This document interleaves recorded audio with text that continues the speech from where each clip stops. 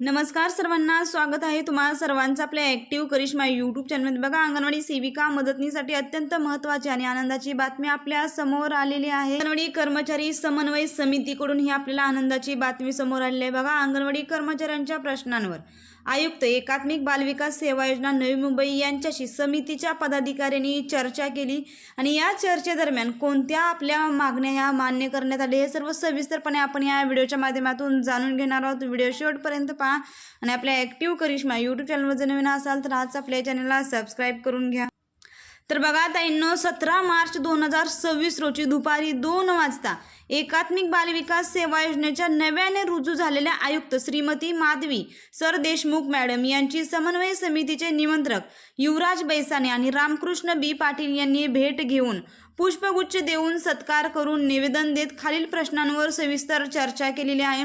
स्पर्श प्रणालीचे काम अद्ययावत झाले असून केंद्र हिस्सा थकीत मानधन आजपासून अदा होण्यास सुरुवात होणार असून या आठवड्यात सर्व थकीत मानधन अदा केले जाईल अशी महत्त्वाची माहिती आपल्या समोर आली आहे। बघा, केंद्राचं जे थकीत मानधन आहे ते थकीत मानधन अंगणवाडी सेविका मदतनीसांच्या खात्यामध्ये आजपासून जमा होणार अशी माहिती आपल्या समोर इथं संघटनेच्या वतीने आलेली आहे। दुसरा 2 नंबरचा ऑप्शन बघा, प्रोत्साहन भत्ता मानधनासोबत जोडण्याबाबत विचार विनिमय सुरू असून त्याबाबत येत्या काही दिवसात निर्णय होण्याची शक्यता आहे। हा देखील महत्त्वपूर्ण निर्णय अंगणवाडी सेविका मदतनीसांसाठी झालेला आहे। तिसरा अत्यंत महत्त्वाचा मुद्दा तो म्हणजे की उन्हाळी सुट्टी सर्व अंगणवाडी सेविका मदतनीसांना भेटावी, त्याच्या संदर्भात चर्चेअंती आपल्या समोर चर्चेदरम्यान आपल्यासमोर ही महत्त्वाची अपडेट आपल्यासमोर आली आहे। बघा, उन्हामुळे अंगणवाडीच्या वेळेबाबत जिल्हा स्तरावर निर्णय घेण्याच्या सूचना निर्गमित केलेल्या आहेत। अंगणवाडी सेविका मदतनीसांचे थकीत प्रवास भत्ते, बिल, मोबाईल रिचार्ज आदी थकीत रक्कमा लवकरच अदा करण्याबाबतची कार्यवाही सुरू आहे। 5 नंबरचा मुद्दा अत्यंत महत्त्वाचा आहे। बघा, केंद्र सरकारच्या सूचनेनंतर 1 महिना उन्हाळी सुट्टी लागू करण्यात येईल असं देखील आयुक्तांनी चर्चेत सांगितलेले आहे।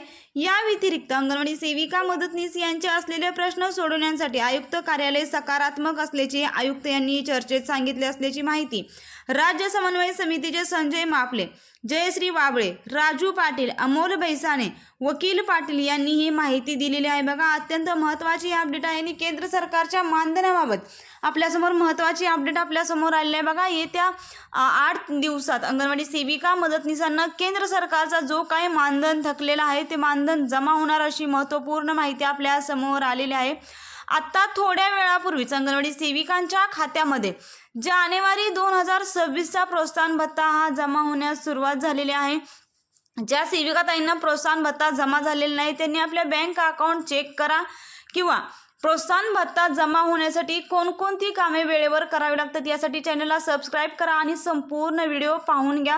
अत्यंत महत्त्वाचा हा व्हिडिओ आणि ही माहिती आहे। बघा, केंद्र सरकारच्या सूचनेनंतर अंगणवाडी सेविका मदतनीसांना 1 महिना उन्हाळी सुट्टी लागू करण्यात येईल असं स्वतः आयुक्त सर देशमुख मॅडम यांनी सांगितलेले आहेत। अत्यंत महत्त्वाचा हा व्हिडिओ आणि ही माहिती आहे। जास्तीत जास्त शेअर करा आणि असेच अंगणवाडीचे नवनवीन अपडेट पाहण्यासाठी चॅनलला सबस्क्राईब करा, व्हिडिओला लाईक करा।